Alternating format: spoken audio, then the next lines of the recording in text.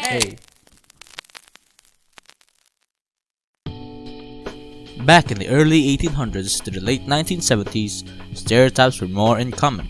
From cultural stereotypes such as all Muslims are terrorists, to racial stereotypes like all blacks out of American soil are poor, there was no shortage of stereotypes before. The most notorious one was the infamous gender stereotypes of ladies' conversations are mere gossips. However, for every stereotype there is a hidden truth. Afghanistan holds the record of most terrorists while being a country with 90% of its population being Muslims. African within America were in low classes, so it was easy for white Americans to assume that blacks are poor in general. So, what is the hidden truth behind the gender stereotype? This video will delve into the topic and how it correlates with the difference of male and female language.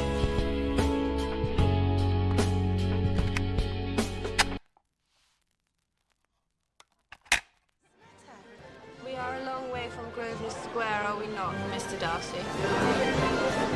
I've never seen so many pretty girls in my life. You are dancing with the only handsome girl in the room. She is the most beautiful creature I have ever beheld. But her sister Elizabeth is very agreeable. Perfectly tolerable, I dare say. Not handsome enough to tempt me. You'd better return to your partner and enjoy her smiles. You're wasting your time with me.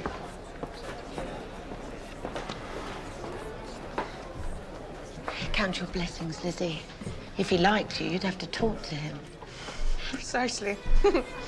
As it is, I wouldn't dance with him for all of Derbyshire, let alone the miserable half.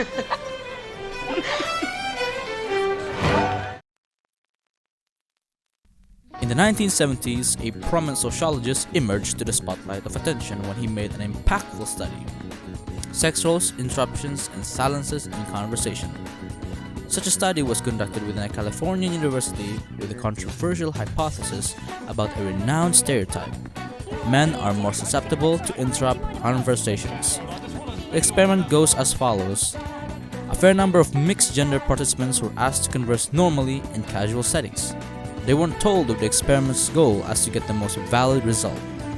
There were three categories based upon the pairing: male to male, female to female, and male to female. The participants were to record themselves conversing and report it to Don Zimmerman and Candace. The results showed that such a stereotype holds true. In men-to-men conversations, the number of interruptions and silences by either pair is equal. This result is the same for women to women. However, for men-to-women conversations, men had shown to interrupt more, with 46 interruptions for men and a minuscule 2 interruptions from women.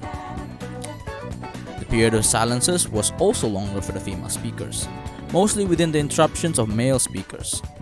The male speakers, on the other hand, take little to no time to return back from their point of the conversations after being interrupted by a female speaker. This study caught enough interest in the scope of sociology that has led to future gender studies. In 1990, a linguist by the name of Deborah Tannen composed written research, The Genderlike Theory, with the aim to categorize and understand the difference of conversational styles of either gender. Her results are as shown.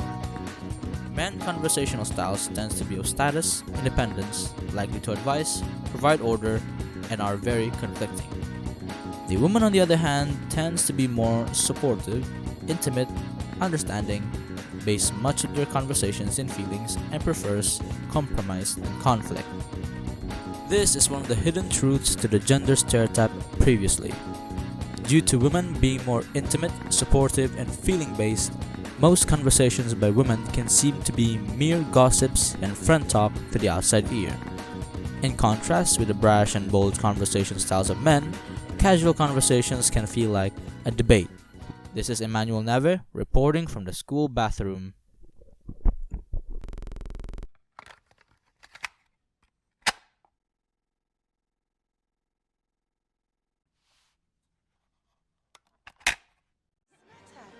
We are a long way from Grosvenor Square, are we not, Mr. Darcy?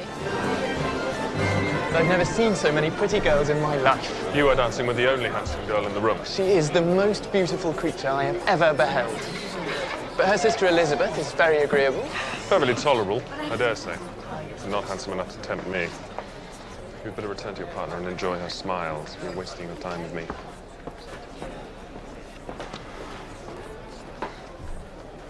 Count your blessings, Lizzie. If he liked you, you'd have to talk to him. Precisely. As it is, I wouldn't dance with him for all of Derbyshire, let alone the miserable half.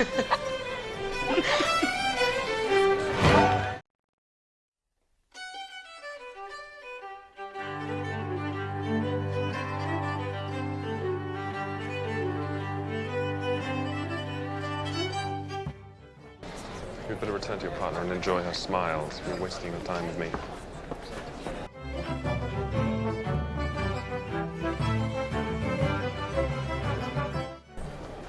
Count your blessings, Lizzie. If he liked you, you'd have to talk to him.